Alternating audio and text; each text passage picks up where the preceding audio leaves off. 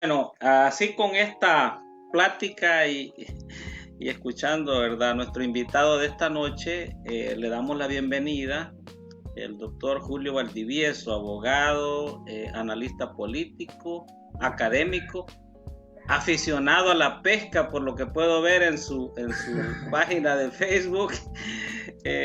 Bueno, no sé ahí si algo se nos queda. No, quizás a mí siempre me gustó, Daniel. Yo soy aficionado a la academia. Creo que 28 años en el ejercicio de la docencia te ha permitido, dijéramos, interactuar, sobre todo en la rama que yo me desempeño, que es la rama de las ciencias sociales, donde practicamos la filosofía del derecho, practicamos toda la parte ética de toda la teoría de los valores. Entonces, en 28 años logré interactuar con todos los estudiantes que me tocó formar. Algunos han llegado, dijéramos, a altos puestos. Y eso me permitió de alguna manera estar más en contacto con la realidad. El más beneficiado en dar clase es el profesor. Uno cree que son los alumnos, no, es el profesor el más beneficiado, te permite estar al día, hay que estar leyendo, actualizándose, pero lo más importante es el contacto personal, ¿verdad? Ese face to face que tenés con tus alumnos, y eso pues me permitió de alguna manera formar, así que a mí me gusta estar más en el plano académico. Lo político fue circunstancial, ¿verdad? Tampoco me arrepiento, soy de los hombres que nunca me arrepiento de las cosas que hice. De las que no hice, de esas sí me arrepiento. Bueno, no. usted corrió por una diputación o algo así, ¿verdad? Sí. No recuerdo. Hace ya un buen tiempo. Ya rompí el esquema, no me queda. Yo en ese momentito, la sala de lo constitucional anterior que trastocó, hay que decirlo con esa propiedad, el sistema electoral a 2 meses antes de una elección. Antes se votaba por bandera y no por rostro. Eran listas desbloqueadas, pero dentro de la misma casilla. Entonces se les ocurrió en ese momento marcar que podías hacer votos cruzados y las preferencias. Tu servidor sacó 35,000 en un mes de campaña. De campaña, porque yo llegué a sustituir al que renunció en ese momento, y no quedamos porque no eran votos enteros, me explico, sino que ponerle cuando cruzaba la gente, y si votaba por 12 personas, eran 12 preferencias, era un 12avo del voto completo. Sí. Entonces nunca habíamos estado preparados. Por primera vez metí un recurso para abrir las urnas en ese momento. Esto fue en el año 2015. Un servidor metió un amparo, ¿verdad?, para abrir las urnas, porque antes no le gustaban. Obligué a que se abrieran las urnas y pudimos contar. Y ahí quedó, yo creo que en ese momento Douglas Avilés, que en conjunto lo hicimos esto, y creo que le entró por 175 votos a diferencia mía. Bueno. Hay que estudiar. Ya saboreó también lo que es una campaña, ¿no? Y, o sea, ya no, otra faceta. Eso sí te puedo decir. Yo he peinado el territorio, he andado a pie en el territorio. Sé, quizás si hubiera trabajado unos 6 meses antes, las cosas hubieran cambiado, pero Dios sabe lo que hace, porque quizás hubiera sido la piedra en el zapato en la Asamblea Legislativa.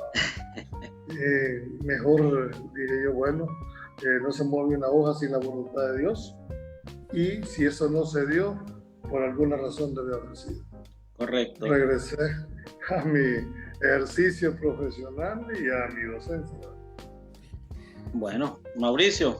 Aquí en Washington, en el área metropolitana de Washington, tenemos diferentes sistemas de transporte. En Arlington, Virginia, donde yo vivo, tenemos un sistema público, pero cuando se dice público es, o sea, que el condado es dueño de ese sistema y coordina incluso con varios condados y con el Distrito de Columbia, con la capital, para funcionar. Y tenemos también el privado, ¿verdad? Pero es bien difícil para nosotros entender el subsidio al transporte en El Salvador.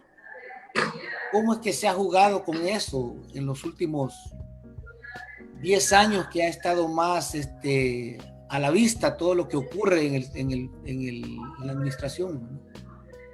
Bueno, te voy a decir y quiero reconocer una mea culpa.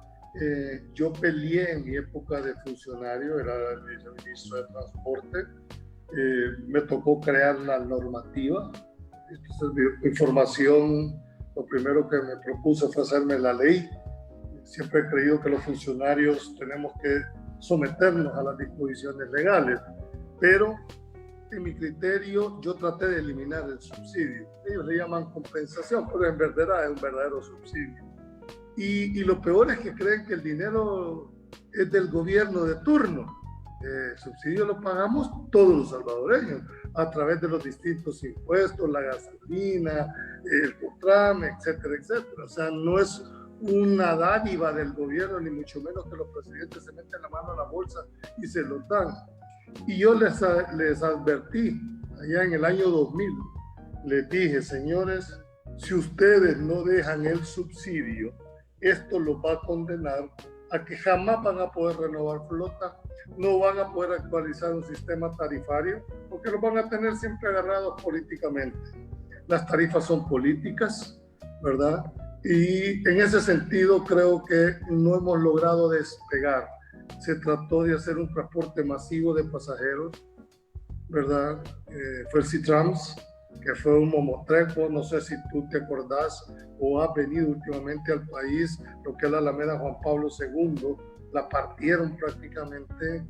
El concepto era bueno, es decir, el transporte masivo de pasajeros, pero la forma de cómo se diseñó y cómo se politizó el tema no fue lo más adecuado.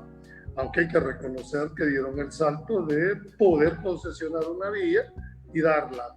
La diferencia entre el transporte público de los Estados Unidos, que aunque tienen también un transporte privado, es que también en Estados Unidos se subsidia el transporte, ¿verdad? Pero se subsidia directamente al pasajero. No es un subsidio que se le da al bus o a la placa. Entonces, aquí ese fue el primer error. No se focalizó a quién debería de subsidiarse. Todos los transportes masivos a nivel mundial son subsidiados. Tú ves el metro subsidiado, ¿verdad? ¿Por qué razón? Porque son transportes masivos. El Estado es el único que puede, dijéramos, sostener eso.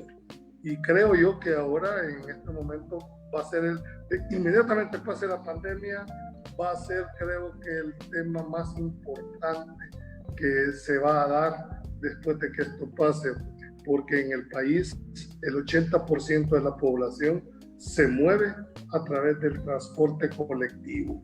Y en ese sentido, al estar parado el transporte colectivo, no hay masa laboral que se pueda transportar y por lo tanto la economía no se puede funcionar. Y de hecho estás parado desde hace 4 meses y el segundo COVID, que yo le llamo, va a ser el tema eminentemente económico que ya este país va a aguantar. ¿Usted no ve viable entonces que pueda continuarse con el subsidio, aunque técnicamente el nombre no es ese? Yo creo que al final debe de establecerse una tarifa técnica. Es decir, nosotros demandamos como ciudadanos un buen servicio, ¿verdad? Ir solo sentados, no ir parados. Pero eso implica también que sea rentable para el sector. Si tú no le das una tarifa técnica, solo hay 2 formas de pagar una tarifa técnica. O la paga el pasajero directamente a través del pasaje, o el Estado le compensa el diferencial a la tarifa. Pero no podés tú demandar un servicio con las actuales tarifas que se tienen. Pero todos los gobiernos tienen un temor reverencial a tocar el sistema tarifario en el país, porque golpea directamente al 80% de la población. Y voy a terminar con este ejemplo. Una persona que vive en Apopa y trabaja en Escalón toma 3 unidades de venida y 3 unidades de regreso. estás hablando de 6 viajes diarios. Si tú lo confrontas, la tarifa actual, que es de 25 centavos de dólar, en los 6 viajes estás hablando de que esa persona gasta casi los $3 en pasaje. Y si trabajas los 6 días a la semana, estás hablando de $18 por 4, estás hablando casi rondando los $70. Confrontarlo contra el salario mínimo. Y entonces dimensionás. Entonces, el Estado tiene que tener una política de transporte que no la veo yo, no la veo. Y la política tiene que estar así, bueno, ¿cómo quiere usted resolver este tema?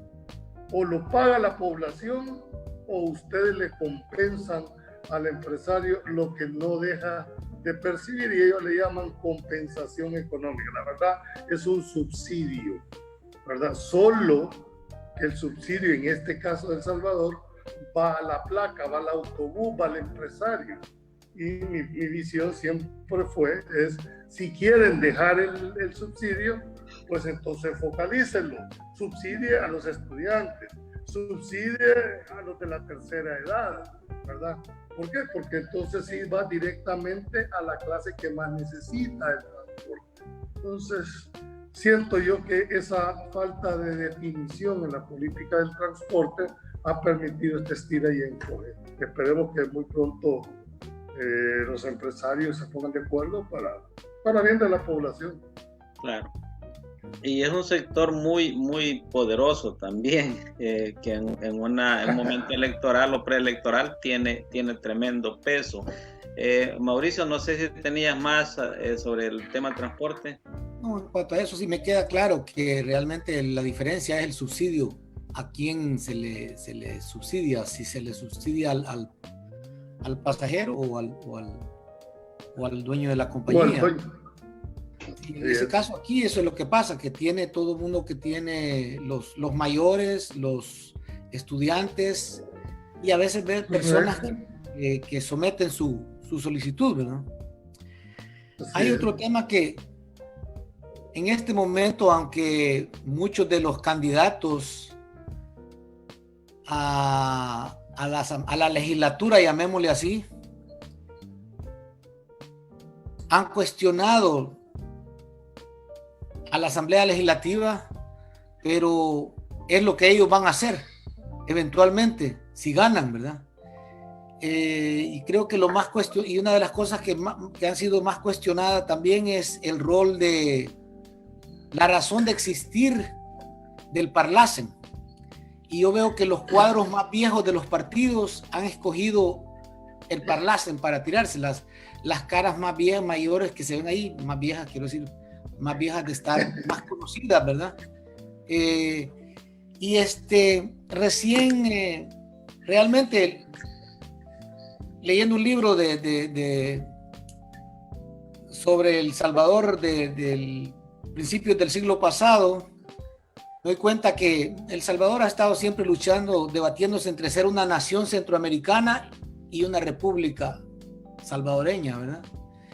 Y ¿qué rol ha jugado ese Parlacen en adoptar esa filosofía, en adelantarla, o en retrasarla, ¿verdad? Si tiene algo que ver con ellos o con la noción de un Parlacen. Tengo que serte muy franco, yo soy uno de los más críticos a este Parlamento. Por mí no existiera, y te voy a darle la argumentación del por qué. Originalmente nosotros teníamos 64 diputados. Esa era la plancha, es decir, la plantilla total de diputados en la Asamblea Legislativa. Y habían 20 que se les llamaba la plancha nacional. Fue declarada inconstitucional esa plancha nacional. Y esos 20 son los que mandan al Parlacen. El Parlacen se crea ya por el 1991, si la memoria no falla, a través de un protocolo, y es el órgano, dijéramos, político del SICA, que es el Sistema de Integración Centroamericana, y su finalidad teóricamente es la integración centroamericana. ¿Por qué? Porque históricamente nosotros aspiramos, anhelamos a que ser la gran nación Centroamérica. Pero en la realidad eso es puro sofista. Si estamos hablando de integración, ¿tú crees que Costa Rica y Belice no forman parte del tratado? Y Belice no forma parte del tratado, Costa Rica, porque en su argumentación dijo, miren, nosotros no estamos de acuerdo a que los expresidentes de la República automáticamente formen parte del Parlamento Centroamericano, porque es una especie de refugio o para impunidad, porque una vez termina su periodo presidencial, pasan a formar parte automáticamente del sistema parlamentario centroamericano. Entonces dicen, ¿por qué los presidentes van a tener ese privilegio cuando los otros diputados del Parlamento son electos por votación directa? ¿Verdad? Eso dijéramos como primera. Segundo elemento por los cuales yo no comparto que exista un Parlamento centroamericano es porque sus resoluciones no son vinculantes, simplemente son resoluciones recomendativas. Y finalmente el tema económico. Tú sabes que cada país manda 20 diputados al Parlamento. Cada uno nos cuesta 1.2 millones de dólares por año en el ejercicio, porque son nombrados para 5. Estás hablando que en el caso de El Salvador son 6 millones de dólares lo que tiene que aportar el Estado para mantenerlos. ¿Y cómo se desglosa? Tienen de salario $1,200 y los demás son gastos de representación. Entonces, dice uno, bueno, ¿y cuál es el beneficio que tiene nuestro país de tener una estructura? Gastar 6 millones de dólares cuando aquí tenemos médicos que no ganan ni siquiera $800 por 10 horas de trabajo. No me parece racional, no me parece sensato, ni mucho menos injusto. Entonces, no le veo ninguna ganancia al país. Creo que, y tengo muchísimos amigos en el Parlamento, y ahorita va candidatos también al Parlamento en la próxima elección, pero amor no me quita conocimiento.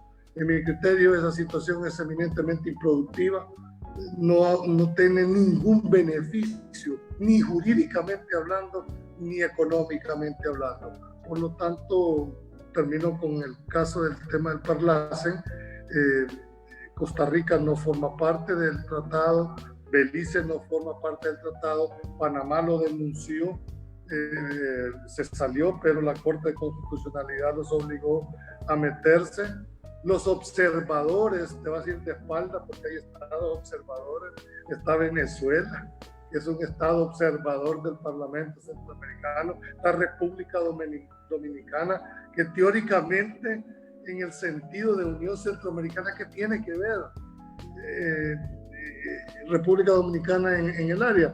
Por lo tanto, creo que todo ha sido más, con el respeto que se merecen, más un refugio, muchos le llaman un cementerio político, porque todos los que descanchan aquí van a parar allá, porque siguen bajo el mismo concepto, bajo el mismo criterio de que gozan de un fuero, de un privilegio procesal, no pueden ser demandados de manera directa, sino se les quita el fuero.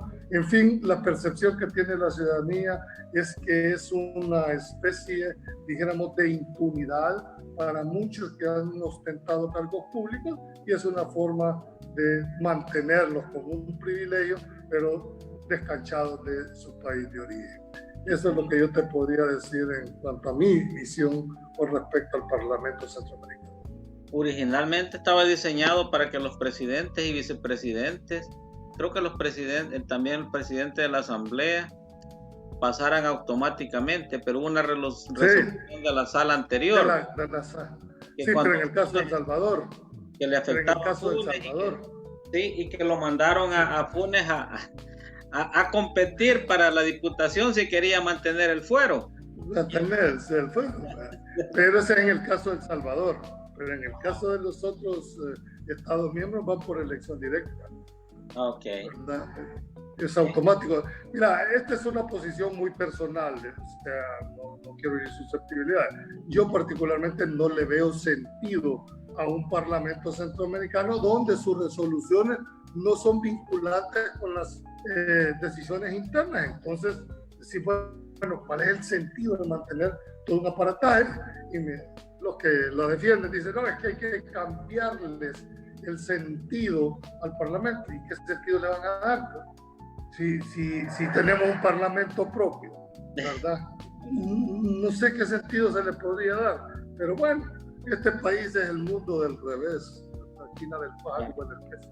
O sea, para los acuerdos aduaneros, de tránsito de personas, de mercadería, el poder trabajar en ese ideal de presentarnos como región frente al mundo, ¿no cree que la existencia del Parlacen ayuda? Es posible, lo que pasa es que, te voy a poner ejemplo, el CA4, que fue uno de los, dijéramos, logros. ¿De qué te sirve que podrás hacer la movilidad y que te puedas respetar solo con DUI y cuando llegas a Costa Rica, como no forma parte del tratado, ahí opera directamente la legislación interna? ¿Qué pasa aquí? En el caso de las mercancías, vos vas en un camión de 8 toneladas o de 3 ejes, pero cuando llegas a Guatemala la normativa interna de ellos es diferente. Entonces no hay... Yo creo que la intención es posible que haya sido, dijéramos, esa facilitación para el comercio centroamericano, pero no tenés una moneda centroamericana. Nosotros somos el único país a nivel latinoamericano, con Panamá, y creo que el otro país es Ecuador, si no me equivoco, que tenemos una economía dolarizada, ¿verdad? De ahí todos los países tienen monedas muy propias. Aunque Panamá y en El Salvador cometemos el error de decir que estamos dolarizados. No, nuestra ley lo que hizo fue un bimonetarismo. Lo que pasa es que nunca se le ha dicho al país, honestamente, que tenemos una ley. Aquí debería de circular el colón, por lo menos el fraccionado, ¿verdad? Pero nunca.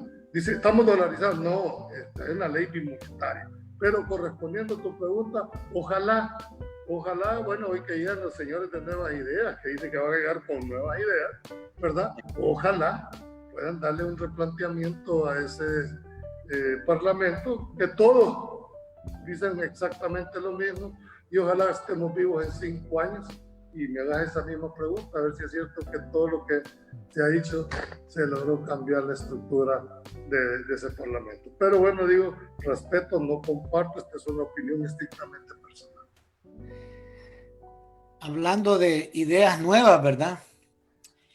En los últimos 3 días hemos tenido la noticia de que una empresa israelí va a manejar la lotería.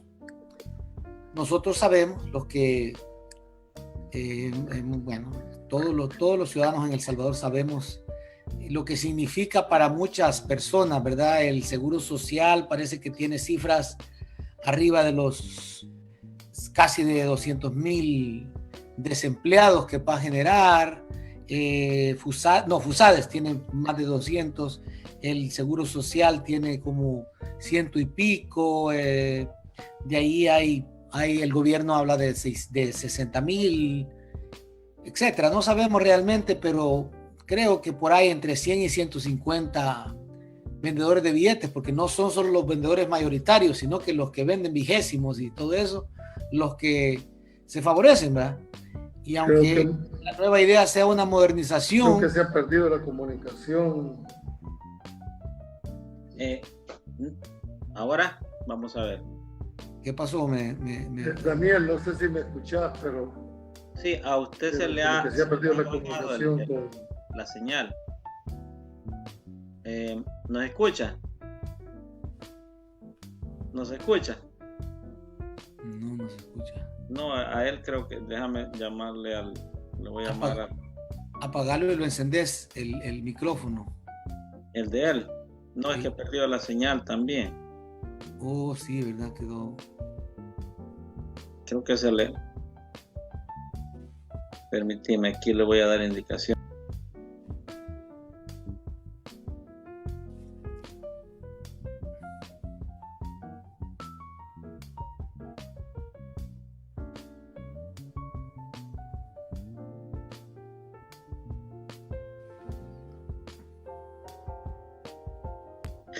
Bueno, lástima que la señal está fallando. Yo no sé si allá está lloviendo como acá. Ahorita cayó una tremenda tormenta, Mauricio.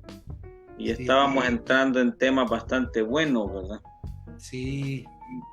Porque esto de la lotería, fíjate que vos estás tocando un aspecto que realmente preocupa. ¿Cuántos desempleados va a crear la medida de concesionar la lotería a una empresa extranjera? En este caso israelí. Quería ver la versión legal, ¿verdad? Por parte de Julio Valdivieso. Pero sí, realmente yo cuando me entusiasmé en que hubiera un gobierno modernista, ¿verdad? Escribí un par de artículos diciendo de que sí iba a ser liberal porque no podía ser liberal otra cosa, ¿verdad?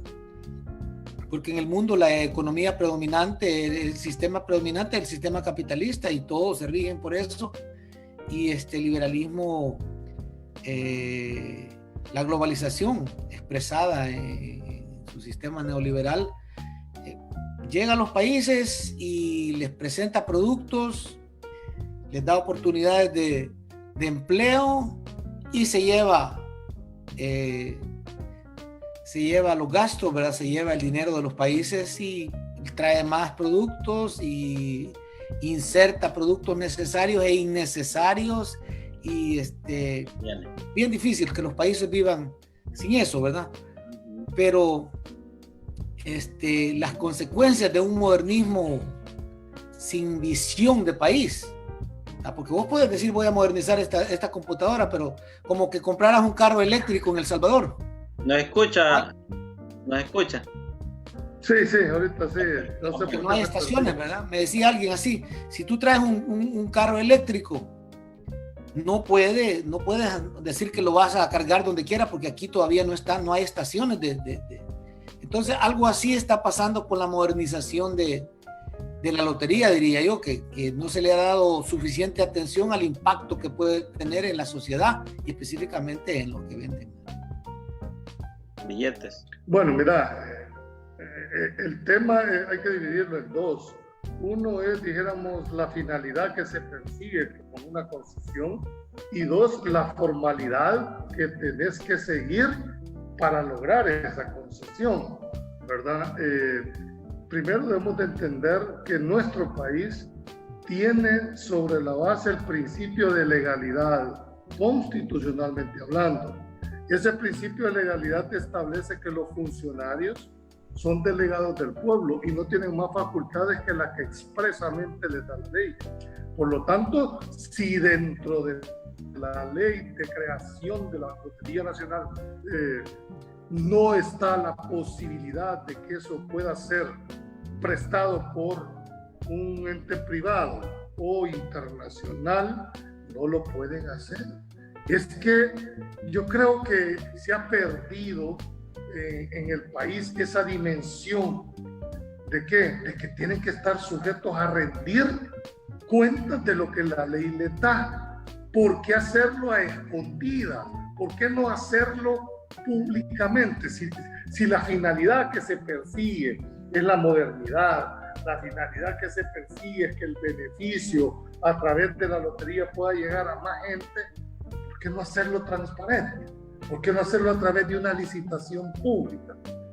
¿Me explico? Entonces tenemos muy poca información hasta este momento. Puede ser que en realidad hayan seguido un proceso, no nos hayamos dado cuenta, ¿verdad? Pero cuando le preguntan al ministro de Hacienda qué opina de esto, dice, no sé. ¿Cómo no va a saber si el presidente de la lotería es designado por él? O sea, el ministro de Hacienda tiene 2 directores en el consejo directivo. Uno de ellos es el presidente. Entonces, cuando le preguntan la prensa, le dicen, mire, ¿usted qué nos puede decir con la prensa? Dice, no sé, no estoy informado todavía.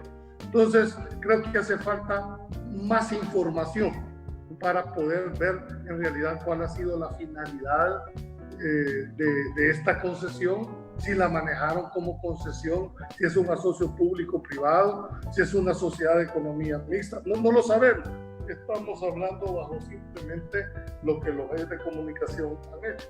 Por lo tanto, con eso es que yo me he atrevido, por las reservas del caso, a dar la opinión, porque no tengo todos los elementos de juicio. O sea que podría ser una especie de privatización disfrazada también. Es posible, pueda darse el caso. Lo que pasa es que aquí es el tema de la privatización, fue un tema, dijéramos, muy torpedeado, muy señalado. Bajo ese concepto se concesionaron la carnita del Salvador, ¿verdad? ¿Por qué no concesionaron el puerto de Acajutla? Porque solo da pérdida, porque tienen un sindicato muy fuerte. Entonces creo que se cambió. Yo siento que el Estado hoy por hoy debería de fortalecerse más. Creo que se cometió un error en haberlo hecho. Necesitamos un Estado fuerte, con instituciones fuertes que permitan poner orden. Lamentablemente, y hay que reconocerlo, en muchos gobiernos de arena se cometieron errores que llegaron como a satanizar, dijéramos, el tema de las privatizaciones. Las privatizaciones son buenas, ¿verdad? Pero hay ciertos, en mi criterio, hay ciertos servicios que no debieron de haberse hecho. Caso típico, la energía eléctrica. No debió de haberse privatizada la energía eléctrica, porque tiene otro concepto. Estos son servicios públicos. Y cuando tú hablas de servicios públicos, estás hablando que afectas a la gran mayoría. ¿Entendés? Entonces, puede buscarse, alguien puede interpretar de que esto es una especie de privatización encubierta. Si eso fuese así y está habilitada por la ley, bueno, el Estado tiene toda esa facultad de establecer su política. Ahora, lo que no tiene la facultad es no darle la información a la ciudadanía o al pueblo para hacer una evaluación de cuáles fueron esas razones del por qué se trató de concesionar un servicio que en mi criterio la lotería no va funcionando. Que no le sacas el lucro que debería de ser, esa es otra valoración. Que muchos se han aprovechado de ganarse los premios entre amigos y familiares, ¿verdad? También ha pasado en el país, pero ese es problema de las personas que llegan, no es problema de la institución. Entonces, creo que nos hace falta más información, Daniel, para poder, dijéramos, dar una opinión con más asidero. Te hablo lo que se conoce en los medios, porque no tenemos mayor información. Correcto, sí. Dice acá Daniel Vázquez, la dinámica del sistema neoliberal es vaciar al Estado de competencias. Es correcto, ¿verdad? Es correcto. Dice, y aquí hay una pregunta, creo que es para usted. Dice Milton Castaneda Araujo, ¿qué opinión le merece la captura de Munguía Payés? Saludos. ¿Fue capturado Munguía Payés? No recuerdo haber leído. No sé, honestamente no sé. Ahora, con la internalización de la justicia, yo creo que no hay nada seguro, ¿verdad? Así que los que crean que tarde o temprano el brazo de la ley le va a caer a aquellos que hayan demarcado. Sí, dice Daniel Vázquez una pregunta también. Bueno, aquí sería el panelista invitado, ¿verdad? ¿Cree que en El Salvador se vive una democracia o una partidocracia? ¿Cómo le llama la jurisprudencia alemana, un estado de partidos? Excelente pregunta. Nuestra Constitución, en el artículo 85, privilegió, Daniel, y perdón, se me olvidó el nombre del otro colega. También Daniel Vázquez. Daniel. Sí. Daniel. Bueno, mira, nuestra Constitución privilegia el sistema de partidos políticos. Si tú lees literalmente el artículo 85, te estipuló que nuestro sistema político es pluralista, representativo, ¿verdad? Y tenés una democracia representativa. no es participativa como en otras democracias. ¿Qué significa esa diferenciación? Que los diputados que nosotros elegimos representan al pueblo entero, aunque sea de Aguachapán, representa todo El Salvador. Y dice, estamos hablando teóricamente, porque en la práctica es paja. Dice, los diputados representan al pueblo entero y no están ligados a ningún mandato imperativo. Eso es lo que dice el 83.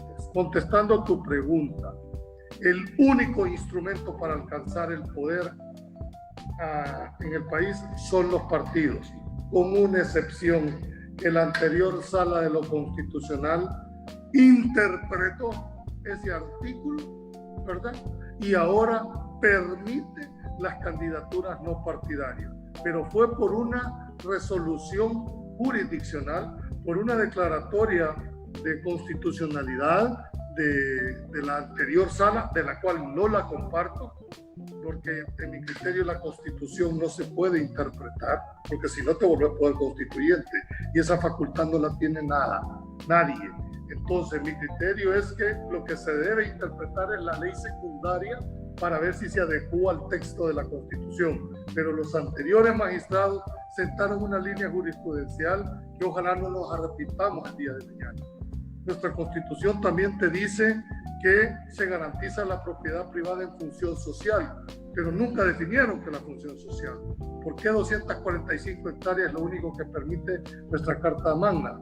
¿Por qué no 10? ¿Por qué no 20? ¿Por qué no 30? No te sabría contestar, pero se estableció en 245. Entonces, nuestra democracia es representativa, a diferencia de otros parlamentos que son participativas, donde la ciudadanía tiene un control más directo sobre los parlamentos. Nosotros no tenemos referéndum de revocatorio, nosotros no tenemos referéndum para consultar las decisiones más grandes. Creo que desde el punto de vista republicano, sí, somos una república, somos democráticos y somos representativos. Y ser republicano, ¿qué significa? Balance de poderes. 3 órganos de Estado, independientes, indelegables las funciones, pero que colaboran en el ejercicio de sus funciones. Por lo menos lo que teóricamente dice la Constitución, porque en la realidad es ¿verdad? Pero sí, porque hay que decirle la realidad. O sea, en el papel está bien, ¿verdad? Que nos habla de que todos los presidentes de los órganos de Estado tienen que colaborar, sentar, pero la práctica nos ha dado. Pero aún con todo y todo, déjame decirte, te hablo un hombre de derecha, yo me defino un hombre de derecha, tengo que reconocer una cosa. El anterior, el FMLN gobernó durante 10 años el país. El Frente, con toda su dijéramos, trayectoria ideológica de izquierda, incluso dentro del mismo Frente del Partido Comunista, ¿verdad?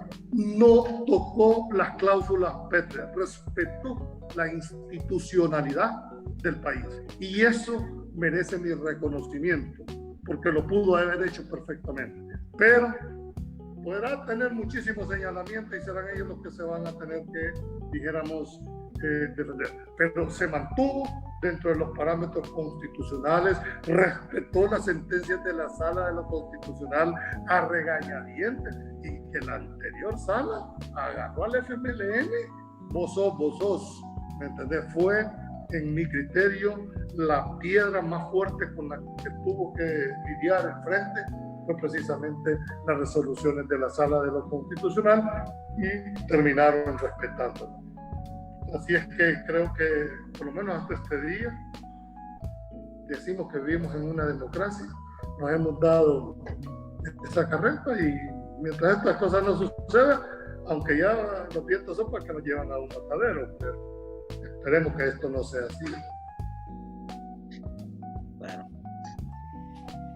Hablando de la legalidad, en Estados Unidos nosotros estamos acostumbrados a que cada año hay un reporte del presidente, ¿verdad? De que se vuelve incluso no sé si por contacto estamos. Se perdió contacto. Fíjate que se te frizaba también la imagen a vos por un ratito. sí. No sé si la señal de él ya recuperó ahí el...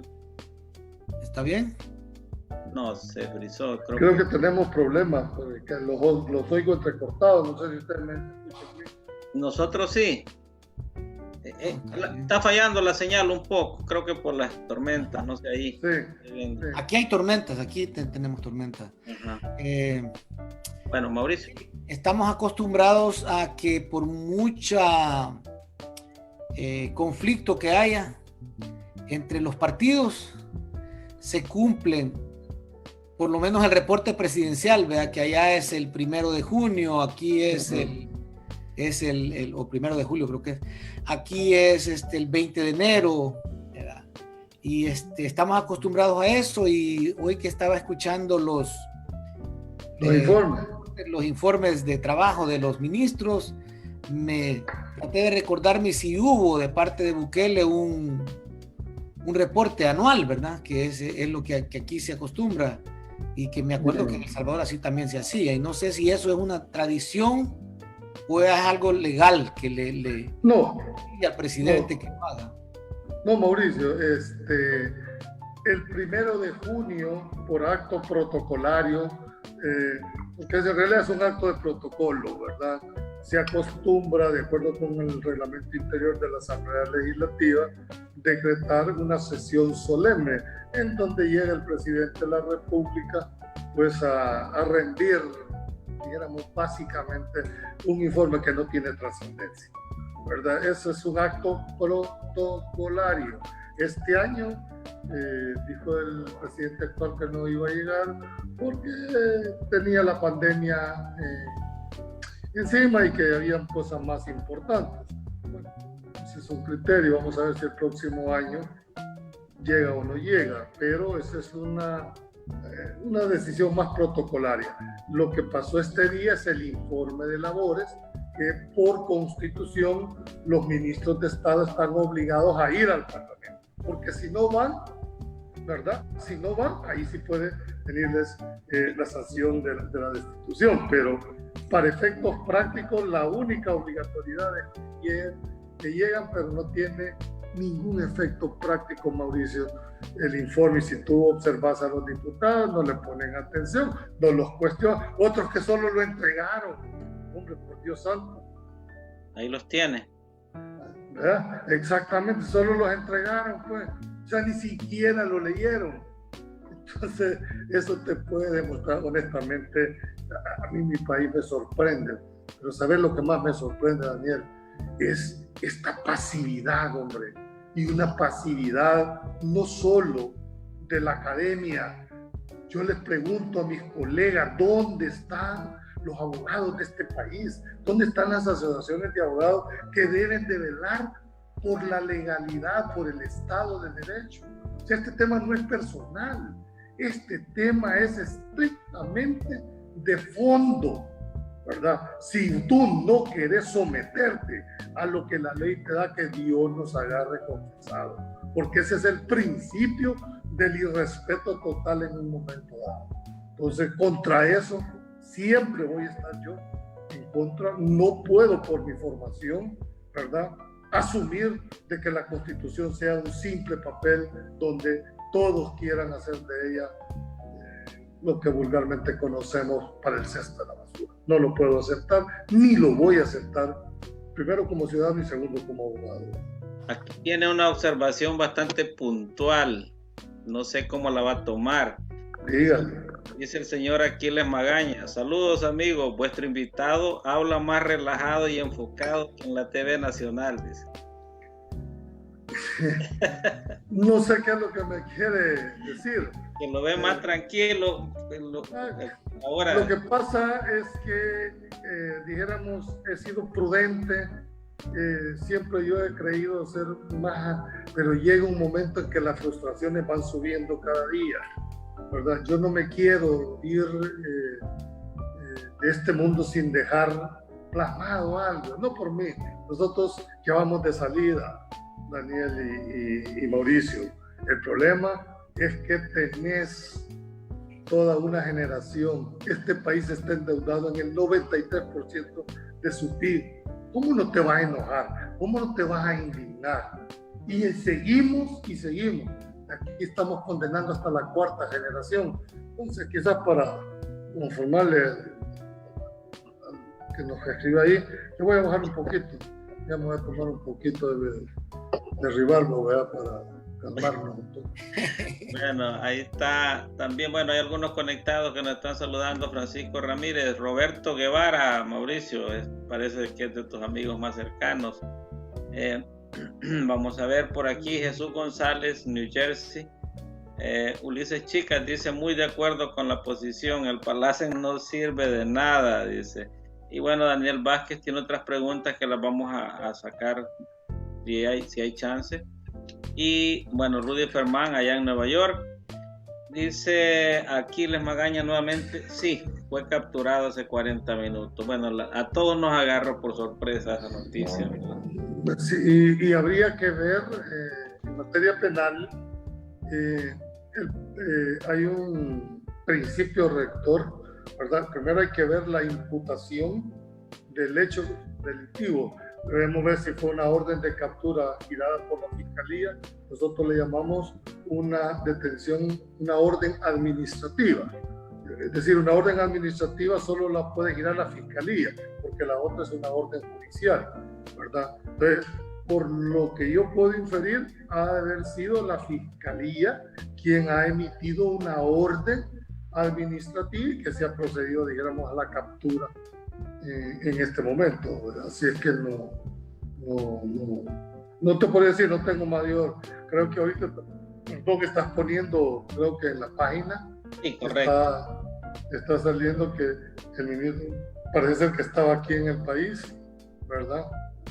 Porque no sabemos si lo capturaron aquí en el... pues sí, la Fiscalía.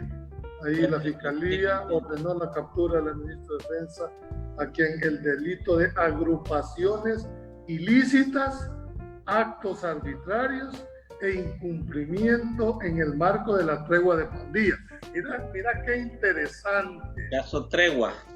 Caso tregua. Ojalá, señor fiscal, o todos en el suelo o todos en la cama, porque no solo se vale con uno, porque no solo es este.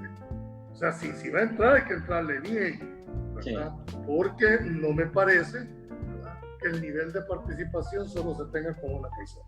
Ahí han habido ministros de seguridad, han habido directores, han habido políticos, ¿verdad?, que se les ha demostrado, hay videos. Por lo tanto, vamos a esperar a ver si funciona un poco más este tema. Perfecto. Mauricio, había un par de puntos, ¿verdad? Sí, para aprovecharlo. Sí, digamos que ahorita se ve un presidente que abiertamente ha dado a conocer que tiene la intención de reemplazar el órgano legislativo del Estado, y no lo ha escondido, y se ha visto claro que la mayoría de sus empleados quedaron como candidatos, aunque ha habido bastante, como dijera yo, forcejeo entre la gente de Nuevas Ideas, pero se ve que los que quedaron son funcionarios más cercanos al presidente, y que eso incluso le da más forma a la intención manifiesta del presidente. Digamos que, pero a la vez, el hecho de que muchas de las cosas las esté haciendo un poco forzadas denota que realmente no tiene confianza de tener el apoyo de los 90 y pico % del que se hablaba hace 2 meses. Entonces, ¿y qué posibilidad tienen los otros partidos, los partidos de oposición, de aliarse o de hacer una buena lucha como para que esto no ocurra, si es que ese es el propósito de ellos? Bueno, Mauricio, te voy a ser muy honesto. En la Asamblea funciona la correlación de fuerzas, ¿verdad?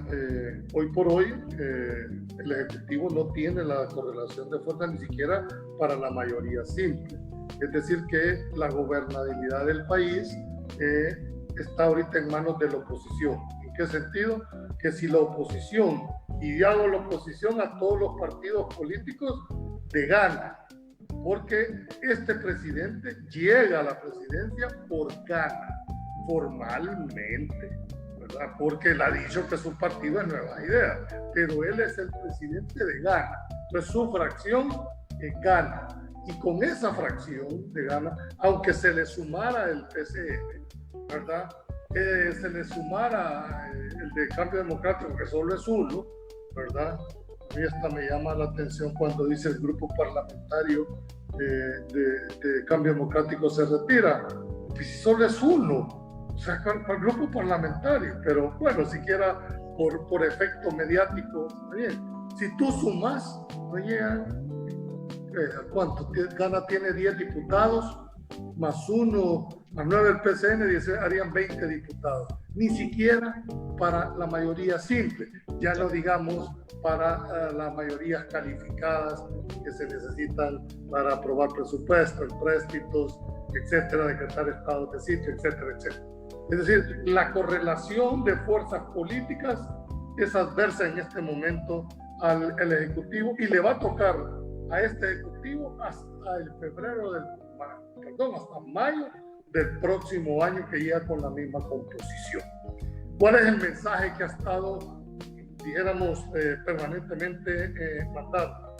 Y ahí es donde yo difiero de la oposición, que no han sabido enfrentar al Ejecutivo. ¿Qué es lo que está diciendo el Ejecutivo? Señores, yo en el 21 necesito diputados suficientes para poder gobernar, porque hoy por hoy no lo puedo hacer porque la Asamblea no me apoya en cuanto a mis peticiones. Daniel y Mauricio, en política la percepción se vuelve realidad.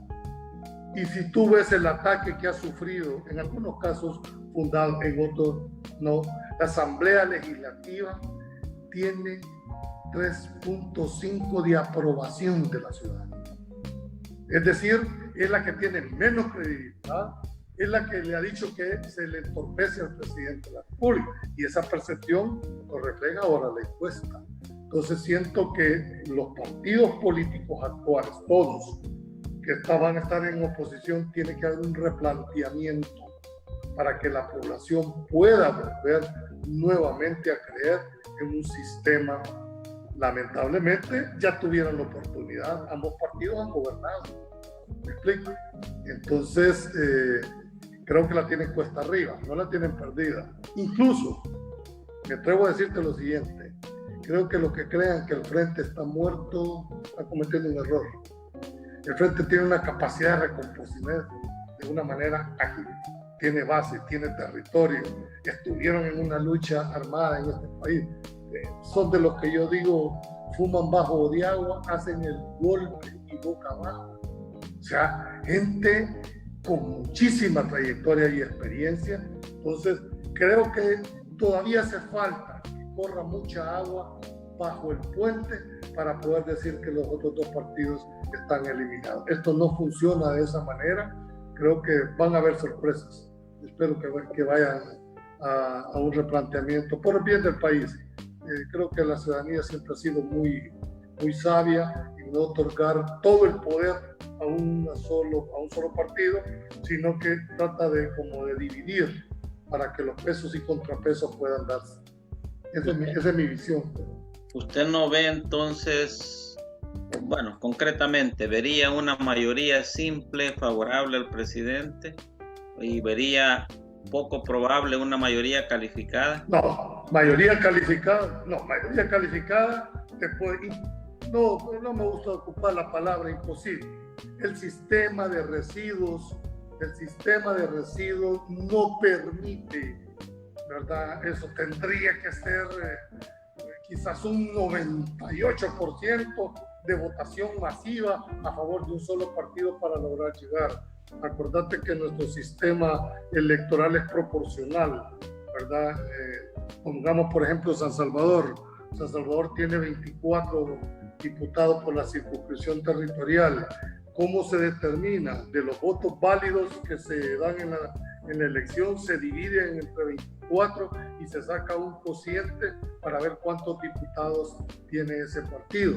Entonces, matemáticamente hablando, sacar 56 diputados lo veo dificilísimo, por no ponerte en otra palabra. La mayoría simple también la veo difícil, aunque este es más factible si se mantiene la percepción de las encuestas hasta este momento. Pero no perdas de vista dos cosas en esto. Vas a una elección de alcaldes y diputados, y en esto juega el papel muy importante el candidato. Los alcaldes arrastran los votos de los diputados. ¿Por qué se ve mejor el diputado? Porque a este le suman los votos de todo el departamento. En cambio, el del alcalde solo es del municipio. Pero ahí influye muchísimo quién va de candidato de alcalde. Es decir, los que vivimos en las provincias, en los pueblos, nosotros sabemos quiénes son los malacates, quiénes son los narcotraficantes, los matarifes, lo sabemos perfectamente. Entonces, creo que no es tan así, porque no hay que reconocer la popularidad que tiene el presidente, es alta, pero no sé si esa popularidad va a ser lo suficientemente amplia que alcance a arrastrar a los diputados para alcaldes y diputados. No funciona tan matemáticamente así. Por el nivel de aceptación de él, automáticamente se los van a trasladar a los candidatos a alcaldes y diputados. Tengo mis reservas. En el caso de que hoy con las redes sociales, en muchos países ha habido convulsiones que tienen término en 3 meses. Se resuelven en 3 meses y derrocan un gobierno sin mucho tiempo y mucha estrategia ni nada de eso. Ha sido bien rápido en los últimos 10 años, digamos. Si en El Salvador el presidente llegara a tener el poder que él quiere tener, la pobreza que representa la crisis que tenemos en todo el mundo, ¿verdad? Que deja a los países sin la posibilidad de ayudarse unos con otros, y el despotismo que se ha filtrado, se ha visto en algunos de sus funcionarios y el presidente mismo en cuanto a su estilo, ¿será que nos estamos encaminando hacia otra guerra, la guerra civil? Yo esperaría que no. Es decir, creo que las causas que originaron el conflicto armado fueron causas políticas. Fue por los espacios, ese cierre de espacios donde no había más que la voz del gobierno, no permitió la apertura de más pensamientos, nos llevaron a una guerra fratricida con más de 100,000 muertos. Pero las causas estructurales que motivaron la guerra en el país pueden incrementarse. Yo le llamo que en esta podría haber una guerra social, Mauricio y Daniel. Y el concepto de guerra social hay que entenderlo. El estómago, el hambre no tiene ideología. Esto no tiene ideología. Es decir, el día que el país, el pueblo se levante por hambre, quién sabe cómo lo vamos a lograr contener. Y esto no es porque yo lo diga. La realidad es la que se va a imponer. Mira, con todo y la cuarentena que teníamos, la gente salió, no porque quería contagiarse, porque estaba consciente que ese riesgo se lo podía jugar, pero si no salía a trabajar no comía. El país, el 80% es una economía informal, donde la gente va coyol quebrado, coyol comido. Entonces, cuando tú tenés encerrada la población, si no le está garantizando sus ingresos, va a salir así le tengas encadenada la puerta, porque el hambre lo va a forzar a eso. Entonces, para mí, si no se logra un entendimiento con todas las fuerzas vivas del país para enfrentar lo que se nos viene, que es el tema de la reactivación económica, no quisiera pensar en lo que tú me estás planteando como en una guerra, solo que ahora no sería guerra civil, sino una verdadera guerra social, donde la ideología no tiene cabida, sino que es hambre, es estómago, y esa es la más peligrosa de controlar. Eso que usted está diciendo me recuerda algo que medio en broma, lo encontramos en el Twitter ahora en la mañana y yo lo compartí en mi página, que se anticipaban en marzo los saqueos de la gente, pero de manera inversa los saqueos, o mejor dicho, equivocadamente los saqueos fueron más de funcionarios según los medios. Entonces, pero hay un conflicto real o aparente entre el Ejecutivo y Javier Simán, o entre Nayib Bukele y Javier Simán, o el Ejecutivo y la NEP. Y ahí quizás sería dos partes que quisiera quebrar la pregunta, si es real o si es aparente, y si estamos en un reacomodo de grupos de poder a partir de la elección de Nayib Bukele. Es que las dos preguntas son fuertísimas. Hay que entender, la NEP representa los intereses del sector de los empresarios y por constitución de su creación, esa es la finalidad, defender los intereses de su gremio. Ahora, el presidente de la NEP tiene un problema personal con el presidente de la República. ¿Me explico? Eso no significa que el presidente esté peleado con los empresarios. En mi criterio creo que es un tema eminentemente personal. Ahora, si se va a pasar llevando de encuentro, ahí sí va a haber problemas, porque hay acciones personales pero no institucionales. Entonces yo esperaría que ese tema sea a nivel personal y que se resuelvan a nivel personal, pero no se puede desconocer en un país la representatividad de un sector. Que yo me hubiera peleado cuando fui funcionario con el presidente de una gremial, con AEAS. Ya no recibo a ningún vocero o empresario. Ese tipo de posiciones son personales, pero no institucionales. Para mí sí creo que es real el tema. La otra pregunta, no sé, se me escapó Sí, había una reconfiguración de los grupos de poder. Yo creo que sí. Es decir, en el país, no nos engañemos, están los poderes fácticos que siempre han jugado, dijéramos, alrededor de los grupos de poder. ¿Qué es lo que les hace falta? Dijéramos, si ves la historia del país, la oligarquía tradicional de nuestro país, venimos desde una oligarquía cafetera, ¿verdad? Después pasamos al régimen militar y después al régimen político que nos tiene ahora. Yo no sé cuál de todos es peor, no te lo podía decir. Tú mirabas en el tiempo de los gobiernos militares, por lo menos ahí sabías claramente quiénes eran los que hacían las cosas, y había pocos, ¿verdad? Ahora no se sabe. Aquí hay gente, y te lo digo con mucho conocimiento de causa, que ni que nazcan 10 veces pueden justificar lo que tienen, ¿verdad? Entonces, hay una recomposición de nuevos grupos de poder económico que están funcionando alrededor de los que ahora ostentan el poder. Igual sucedió con Arena, igual sucedió con el Frente. Hay recomposición incluso dentro de los mismos círculos de poder, porque no todos tienen el mismo poder. Están los de galería y están los que están en luneta, en preferencia del presidente. Aún dentro del mismo equipo de gobierno hay unos más allegados que otros. Por lo tanto, yo sí estoy convencido de que hay una recomposición de los grupos de poder, y lo pudiste ver en una convocatoria que hizo el actual presidente a Casa Presidencial. Invitó a determinados empresarios y al resto no los invitó. Es decir, como diciendo, bueno, estoy hablando con el dueño del círculo, estoy hablando con los que tienen el poder económico de este país. Ese es el mensaje que puede interpretar cualquiera que está afuera. Entonces, yo sí creo de que hay una recomposición en los nuevos grupos de poder, y no solo económicos, también políticos. Bueno, muchas gracias, Mauricio. Yo creo que ya llegamos a la hora, la pasamos. No se ha sentido el tiempo. Esperamos que nos pueda acompañar en otro programa para hablar así de temas. No se lo habíamos adelantado, que eso es lo más rico de esto, ¿verdad? Lo agarramos por sorpresa. A quemarropa.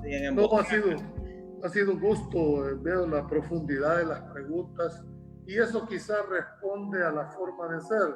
Es decir, cuando hay una interacción entre gente que conoce pues de lo que está hablando. Las preguntas son certeras, son puntuales, despierta la pasión, lo que uno se vea más fuerte. No, la pasión que respeta. La pregunta que ha hecho Mauricio y que has hecho tú, pues se supone aquí van a poner el dedo en la llaga, ¿verdad? Así es que no tenía esta experiencia. Les agradezco, creo que nos ha permitido intercambiar, contar con un amigo, los dos aquí, en lo que yo pueda humildemente echarles la mano. Creo que va a dar para mucho que hablar. Ahorita empieza la marea a subir. Vamos a ver cómo nos agarra. Bueno, gracias. Bueno.